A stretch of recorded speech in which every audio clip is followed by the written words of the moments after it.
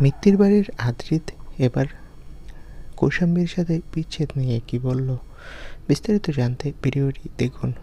শোনা যাচ্ছে এবার নায়ক অর্থাৎ ধ্রুবর বাবার প্রাক্তন প্রেমিকা ফিরে আসতে চলেছে মিত্তির বাড়ির গল্পে। আর প্রাক্তন প্রেমিকা হয়ে এন্ট্রি নিচ্ছে অভিনেত্রী মাধুরিমা চক্রবর্তী, যিনি এর আগে রাঙামতি তীরন্দাজ ধারাবাহিকে অভিনয় করেছিল।